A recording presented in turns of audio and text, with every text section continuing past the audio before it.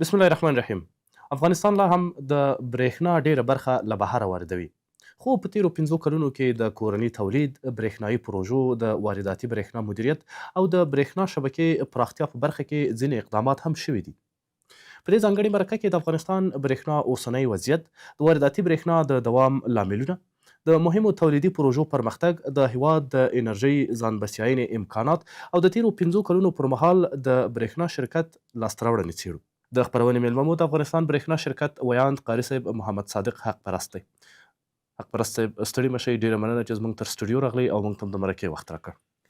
مننه، تاسو هم ستړي مشئ. الله پاک د اجرونه درکړي چې موږ ته وخت راکړي ترڅو پر هغه مسایلو باندې چې د موږ ملت ورسره په مشکلاتو کې مواجه ده په همغو مشکلاتو باندې رڼا واچوو ترڅو د ملت مشکلاتو ته یو څه جوابونه ووایو. دغه تشویش راکړه. کورمودان قاري صاحب راځئ په سر کې دا راته ووایاست، که 5 کاله مخکې او نن د افغانستان برېښنا سره پرتله کړو، په کومه برخه کې تر ټولو لوی بدلون راغلی؟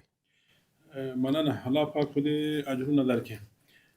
بدلون په ډیرو برخو کې راغلی ده. په هر اړخیز برخه کې تقریبا بدلون راغلی ده.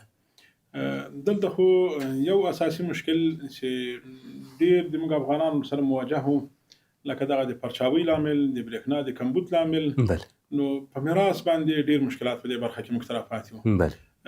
مثال به درته وایم چې تقریبا له وخت د ظاهرشاه نه تر وخت د جمهوریت پورې چې ډیر اوږد سفر ده. په دې اوږده سفر کې تقریبا په تولیدي بخش کې کار شوی ده ټول 2.5 میگاواټه. نو کله بیا چې جمهوریت راغلی نو دوی د تولید په برخه کې بیخي ناکام، یعنی صفر. د تولید په برخه کې دلته هیڅ کار نه ده شوی. اما ټوله تکیه د دوی په وارداتي بخش وه، هغه هم ډیره کمه، یعنی په نشت حساب 500 میگاواټه دوی له خارج نه برېښنا را وارده کړې. نو 500 که سره جمع کړو ټول 900 میگاواټه راځي. 900 میگاواټه دا د موږ د درد نه دوا کېږي. د موږ اوسني افغانستان ته په وضعیت په کتو سره، دغه نفوس ته په کتو سره، دغه شرکتونو ته په کتو سره، نو د موږ ضرورت چې ده 4,000 میگاواټه برېښنا ته ده. نو متاسفانه چې په دې 20 کاله کې دغه 4,000 میگاواټه ټارګټ پوره نه کړی شوی. باوجود د دې چې دوی سره ډېر غټ کومکونه وو، سفارتونه د ټولې دنیا ورسره خلاص وو، عالمي بانکونو چې ډېر اقتصادي قوي بانکونه دي هغوی ورسره ډېر پیمانه کومک کوو. په تخنیکي بخش کې د دوی هیڅ مشکلات نه وو. له عالمي شرکتونه چې ډېر قوي شرکتونه وو، هر اړخیزه معلومات انجنیران درلودل. دا په افغانستان کې شتون درلوده. د دغه ټولو اسانتیاو باوجود دوی په افغانستان کې تولیدي بخش کې بیخي کار نه کړی. نو امارت اسلامي چې کله راغلی ده نو تقریبا حق د اولویت ټول هغه مسایلو ته ورکړی چې له هغه سره زموږ افغانستان پیشرفت او تقدم پیدا کوي. نو د تقدم په برخه کې، د پیشرفت په برخه کې، د اقتصادي ودې په برخه کې برېښنا یو ضروري عنصر ده چې بې له برېښنا نه امکان نه لري چې یو ملک دې پیشرفت وکړي، یو ملک دې ترقي وکړي. د حکومت که دغه څومره د مدیریت سیستم ده، دا ټول حکومت را کنټرولوي، دا ټول افغانستان را کنټرولوي، اداره کوي، دا د برق په زور باندې کوي. همدغه شی که څومره تولیدي کارخانې دي، هغه وسایل چې موږ تقریبا له ډېرو لرو ملکونو نه زموږ تجاران را واردوي، هغه دلته چې نږدې جوړیږي، دا د برق په برخه کې دا کار کیږي. نو تقریبا دغه ټول وسایل د پیشرفت او تقدم دا تر برخه پورې تړلي دي. حق پرست صاحب 15 کاله د امارت هم تیر شول، په دغه 15 کالو کې د تولید په برخه کې تاسو څه کړي دي؟ همدغه سوال د سره تلنه. نو له دې نه دا مخکنی وضاحت ځکه په کار وکړه چې په لنډه مې ویلي وای د خلکو به سم سر نه پې خلاصوي. نو غوښتل مې چې همداسې پوره وضاحت ورته ورکړم. په دغه 15 کالو کې موږ یعنې دې ته یو اساسي کار ویلی ده، یعنې په صحیح معنا د برېښنا شرکت دې ته مټې راپورته کړي دي، د رهبرۍ سره په همغږۍ باندې، د رهبرۍ په اوامرو باندې د صحیح مټې راپورته کړي تر څو موږ دغه د برېښنا مشکل ته د پای ټکی کېږو. نو ضرورت خو 4,000 میگاواټه او اهمیت خو دومره ده چې تقریبا د ملک یو ټول اقتصادي ترقي، پیشرفت، تقدم ور باندې ولاړ ده. نو دې ته په کتو سره د برېښنا شرکت شپه ورځ په ځان یې وکړې تر څو دغه مشکل ته پای ټکی کېږي.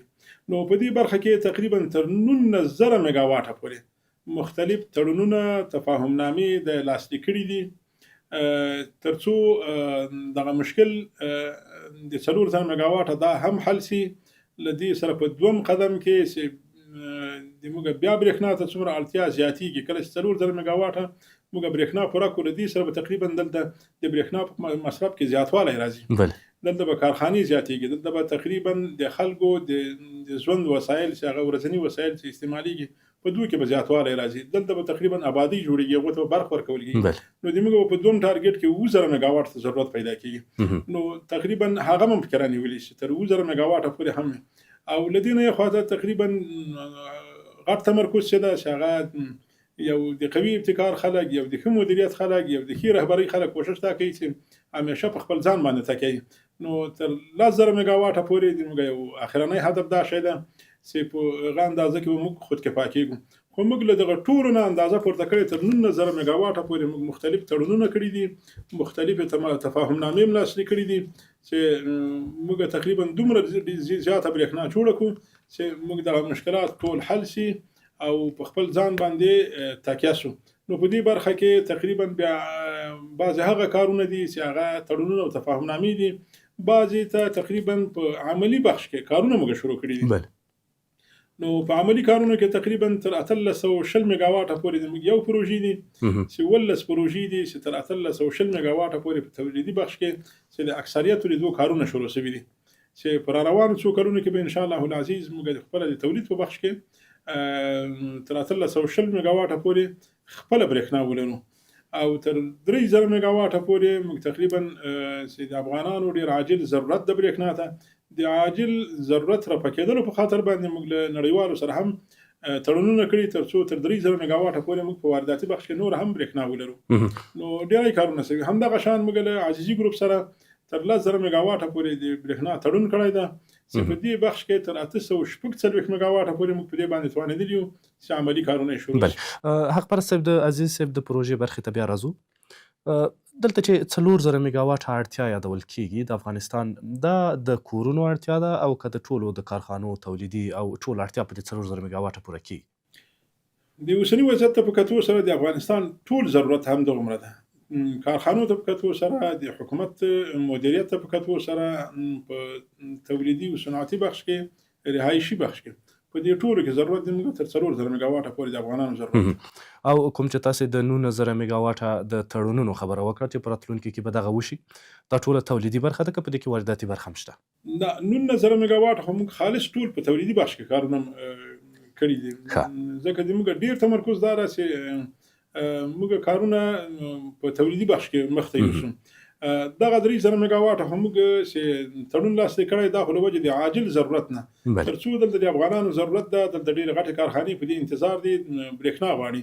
نو تقریبا موږ دغه د عاجل رفع کولو په خاطر باندې د افغانستان د اقتصادي مشنري ورسره روانه شي، دا په حرکت کې راشي. نو ورو ورو به د موږ په تولیدي بخش کې کارونه به مخته ځي، بیرته به تمرکز د موږ په وارداتي برېښنا کمیږي، نو له هغوی نه به بیرته برېښنا په وارداتي بخش کې کمیږي، په تولیدي بخش کې به تمرکز د موږ زیاتېږي، له دې نه به استفاده کوو. دغه 3,000 میګاواټه چې تاسې د وارداتي برېښنا خبره کوئ، دا له کومو هېوادو سره تاسې تړونونه کړي یا یې کوئ؟ په دې بخش کې موږ له ټول وارداتي بخش کې خو تقریبا موږ له 4 ملکونو سره تړون لرو، چې هغه ازبکستان، ترکمنستان، تاجکستان او ایران ده. نو په دغه 3,000 میګاواټه چې موږ نور تړون ورباندې اضافه کړی، نو ازبکستان او ترکمنستان ده. قاري صاحب، دغه هېوادونه چې اوس موږ د هغو نه برېښنا واردوو، که چېرته احیانا دوی د خپله برېښنا په موږ بنده کړي، یعنې دغه واردات بند کړي، زموږ بدیل پلان ورته څه دی؟ اول خو دې الله پاک داسې حالت نه راولي چې مسله دومره هغه ته ورسېږي چې برېښنا قطع شي. نو موږ له دې سره په څنګ کې بدیل پلانونه هم ورته لرو. لکه اوس تاسې به لیدلي موږ د نغلو چې د پاسه 22 میګاواټه برېښنا تولید کړله، همدغه شی موږ یوه دستګاه لرو تر 100 میګاواټه پورې دلته په ترخیلو کې په وخت د ضرورت کې، نو موږ تقریبا له دې نه استفاده کوو. همدغه شی دغه سولري پلانټونه چې دي دا زر سرته رسېږي، نو تقریبا ډېری د موږ په دغه بخش کې کارونه روان دي. تر څو پورې موږ کم سې کم هغه سالانه یو تړون له ګاونډیو ملکونو سره نو د کال له پوره کېدلو نه مخکې انشاءالله العزیز موږ ډېری پلانټونه دلته د تولید په بخش کې سرته ورسیږي نو داسې مشکل به انشاءالله العزیز نه راځي چې هغه له خارج نه برېښنا قطع شي او موږ دلته ورته څه ونه لرو. حق پرست صاحب په ایران کې په دې وروستیو کې ځینې کړکېچونه وو، البته په ټوله سیمه کې کړکېچونه وو او لا هم شته. له دغې کړکېچو سره د ایران په وارداتي برېښنا کې یا د برېښنا په بیو کې کوم توپیر راغی؟ نه لله الحمد د برق په برخه کې له خارج نه کومه داسې ستونزه موږ نه لرو. کارونه هماغه شی ډېر ښه منظم له هغوی سره روان دي، هغوی هم ډېر خوشحاله دي. تقریبا تاسې به لیدلي چې د هغوی تشویشونه موږ مخکې له وخته رفع کړي دي. د خارجي ملکونو چې موږ باندې کوم قرضونه پاتې وو په وخت جمهوریت باندې هغه پیسې هم ورکړی شوي دي او له هغه نه غیر دغه نورې پیسې موږ حتی قبل الوخت موږ ورته رسولي. نو داسې کوم مشکل په هیڅ برخه کې نه ده پېښ شوی، هغه نه د جنګونو له وجې نه چې موږ ورته ضرر رسوي یو او نه د ګاونډیو ملکونو له داسې یو تعامل نه چې هغوی بې اعتماده شوي یا هغوی مایوسه شوي. نو هغوی تقریبا ډېر په جذبه سره له موږ سره دغه تړونونه کوي او تر خپل وخته پورې رسیږو سره.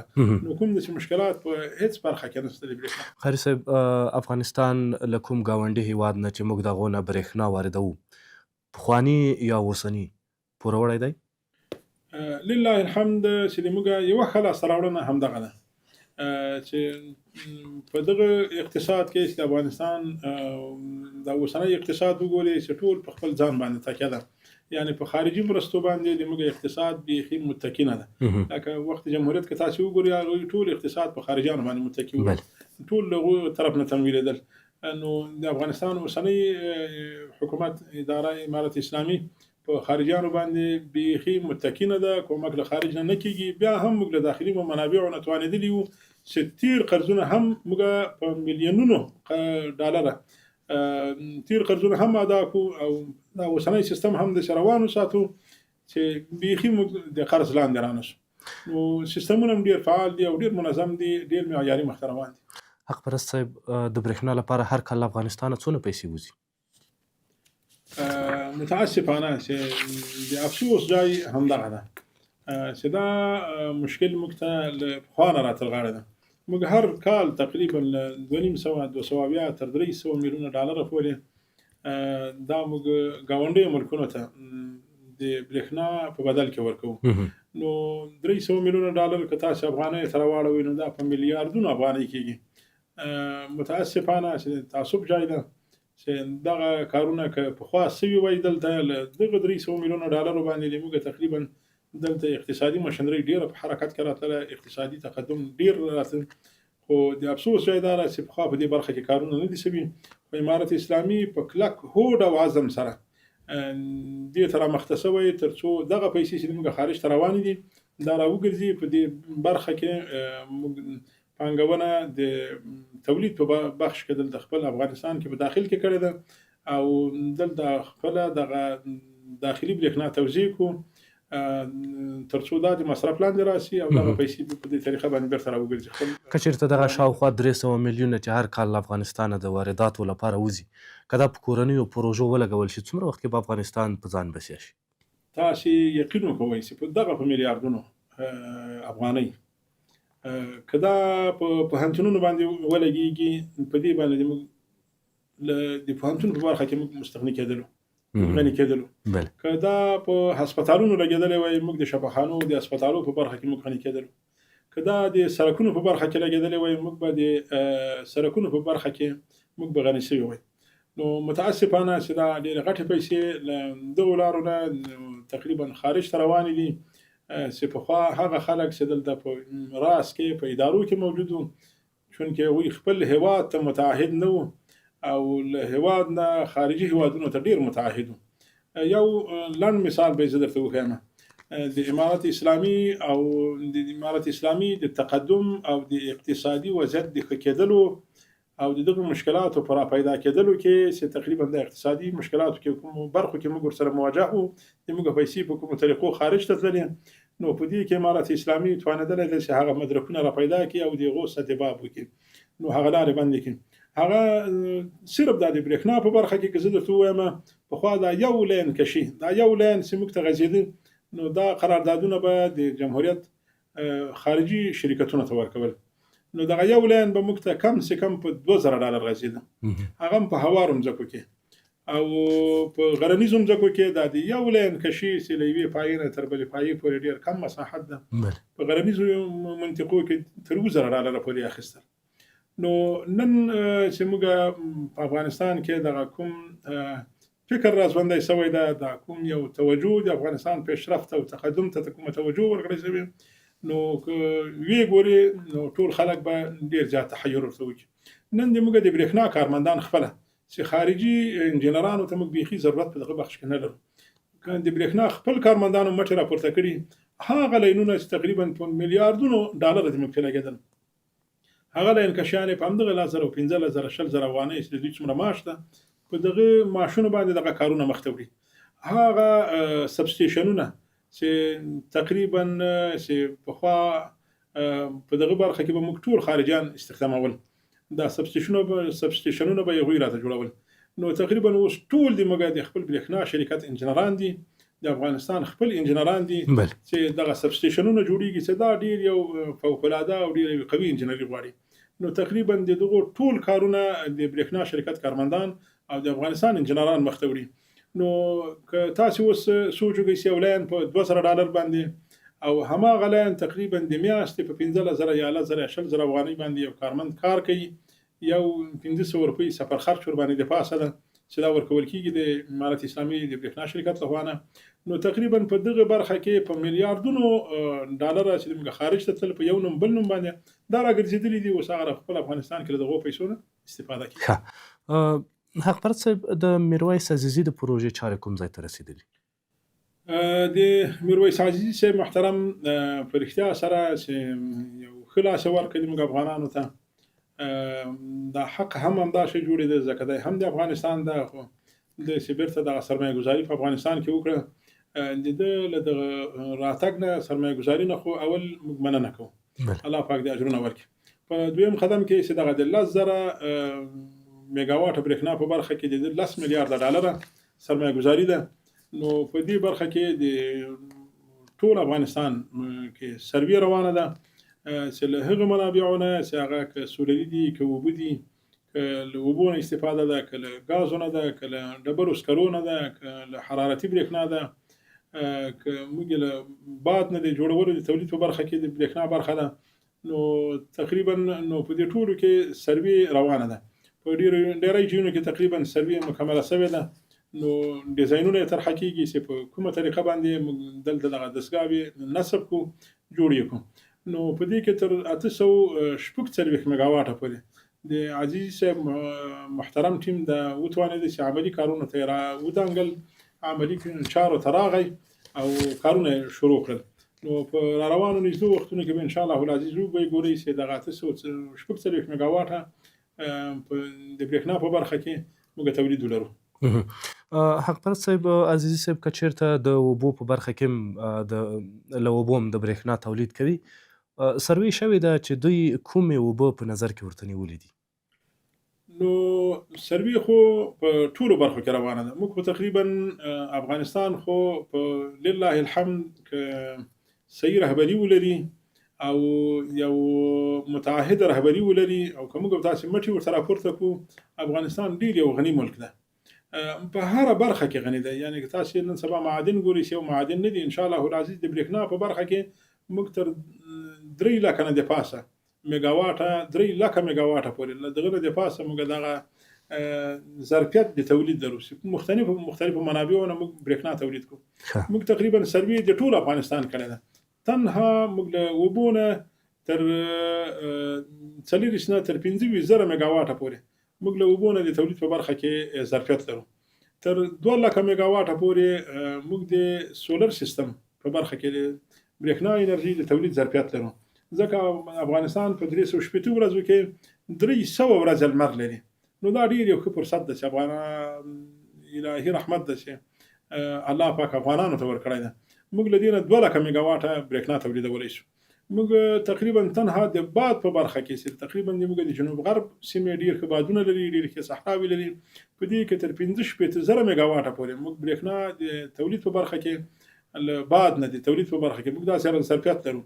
همدغه شی له ګازو نه ښه پرېمانه ظرفیت لرو، له ډبرو سکرو نه موږ ظرفیت لرو. د ښار د صفایي نه دغه کوم حرارتي برېښنا چې د ښار کچري دغه کثافات چې دا راټول شي او له دې نه استفاده وشي، ډېر ښه ظرفیت لرو. همدغه شی د مځکې له حرارت نه د برېښنا د تولید په برخه کې ظرفیت لرو. نو تقریبا په ټولو برخو کې سروې شوې ده. ان شاء الله العزیز په روانو وختو کې به موږ او تاسو د وګورو چې په هر برخه کې موږ له برېښنا نه د برېښنا تولید ولرو. بله عزیز صاحب، چې دغه اوس عملا چارې روانې کړي دي، دا د لمر نه د تولید په برخه کې دي که د باد نه او که د ډبرو سکرو؟ په ټولو برخو کې دي. ډېری خو تقریبا ما زه خپله چې ورغلی وم د غزني د خدایداد ولسوالۍ کې د 131 میګا واټ هغه پروژه مو لیدله. نو دالته خو سولري پلانټ و چې دالته به نصب کېږي. بیا به د څو ورځې مخکې به تاسې لیدلي چې تقریبا د نوي قراردادونه یې په چین کې د خریداري کړي دي.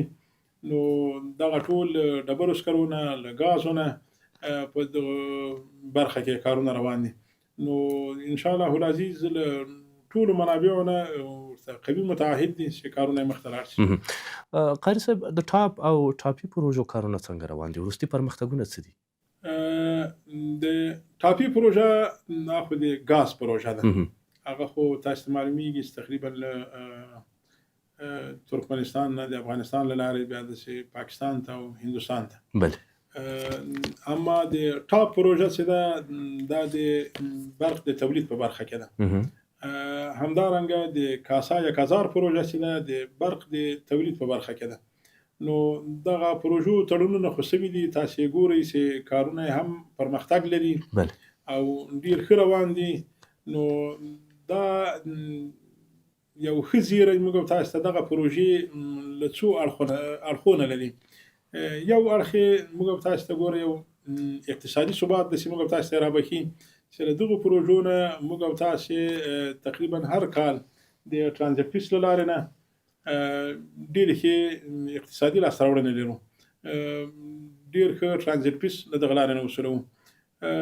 دومره یو غټه لاسته راوړنه د موږ او تاسو له دغو پروژو نه دا ده، همدغه شی د ریل پټلۍ غځېدل هم دي چې دا یو سیمه ییز اتصال رامنځته کوي. افغانستان په جغرافیه کې یو د معبر د پل حیثیت لري. نو د ګاونډیو په منځ کې یعنې دغه ټول ګاونډیان اقتصادي راکړه ورکړه کوي. نو تقریبا افغانستان ورته د پل حیثیت لري. نو یو مهمه لاسته راوړنه دغه سیمه ییز اتصال ده، سیمه ییز وصل ده چې دلته رامنځته شي. نو د ټرانزیټ پیس له لارې نه او د هغوی اقتصادي تمرکز تکیه چې د افغانستان په امنیت باندې ده، چې اوس دلته یو داسې امنیت رامنځته شوی ده چې خارجیان دا ګاونډي ملکونه اوس دا سوچ کوي چې د افغانستان امنیت دې اندازې ته رسېدلی چې زموږ اقتصادي ثبات دلته رامنځته کېدلی شي.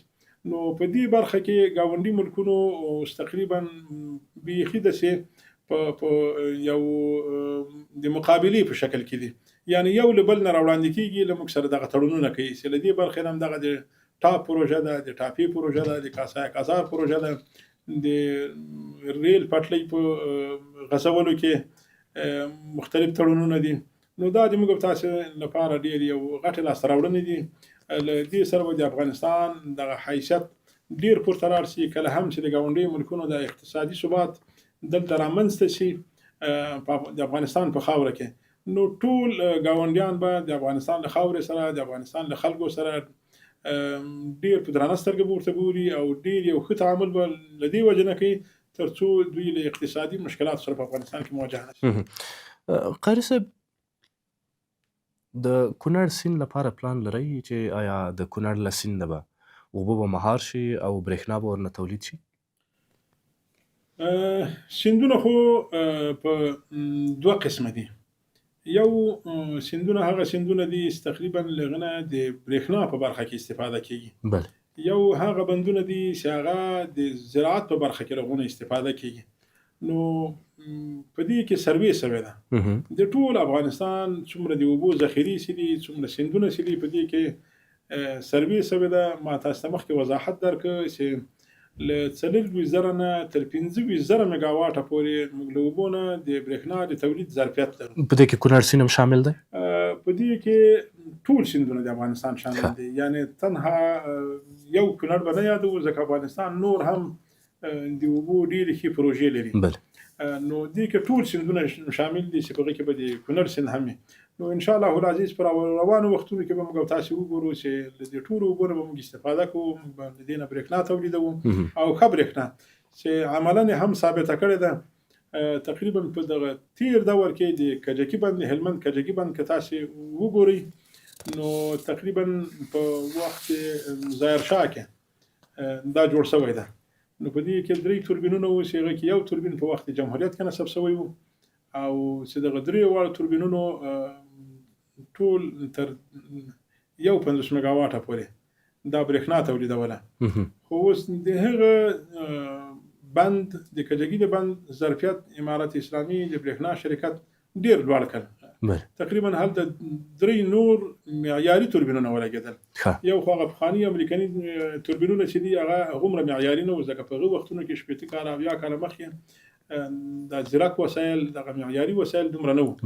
نو اوس تقریبا دا یو د واویا 77 شرکت له لارې نه چې موږ ورسره وتوانېدلو موږ تقریبا هغه ښه توربینونه ولګول چې له دې نه له 50 نه تقریبا د موږ د کجکي بند تولید 150 تر 180 میگاواټه پورې دا ظرفیت یې لوړ شو. نو دا په دې معنا ده چې امارت اسلامي تقریبا له ټولو هغه منابعونه چې برق تولیدېږي ښه پوره توجه یې ورکړې ده. نو تقریبا هلته کارونه د موږ په دغه بخش کې یعنې ان سر ته رسېدلي وو له 50 میگاواټه نه 150 میگاواټه ته تر 180 میگاواټه پورې د ظرفیت پیدا کړی وو. نو دا یو ډېره ښه لاسته راوړنه. بله قاري صاحب اوس هم په افغانستان کې داسې کسان شته چې هغوی یا د برق بل نه تاویلوي یا پوروړي وي پورونه یې نه وي خلاص کړي؟ امکان نه لري چې اوس په دې ټول افغانستان کې دومره څوک پیدا شي چې ووایي چې زه برق نشم تاویلولی نه تاویلومه. نو هغه وختونه اوس نشته تقریبا چې هغه څوک به دروازې ته درېدلی نه شوی، یو میټر خوان به د هغه د میټر لوستلو ته ورتلی نه شوی. اوس تقریبا که وزیران دي که یو فقیران دي که ملنګان دي که زموږ مالداره دي که زورور دي که بېزوره دي ټول تقریبا د برېښنا بیلونه ورکوي په خپل وخت سره. دا حالت د الله پاک نه راولي چې د امارت اسلامي دومره کمزوری چې بیرته داسې یو څوک پیدا شي چې ووایي چې موږ د برېښنا بیل نه ورکوو. نو دغه شی حالت نشته. قاري صاحب څو ورځې وړاندې تاسې یو خبر خپور کړ چې افغانستان د برېښنا برخه کې ځینې توکي له چین واردوي. دا کوم توکي دي؟ هغه چې میرویس عزیزي صاحب د خپلې پروژې لپاره اخیستي که تاسې نور توکي اخیستي؟ طبعا دغه د توربینونو دا لوی توربینونه همدغه شی ترانسفرمرونه موږ تقریبا افغانستان خو د تولید په برخه کې دغه شیان نشي تولیدولی، لا تر اوسه دغه جې ته نه ده رسېدلی.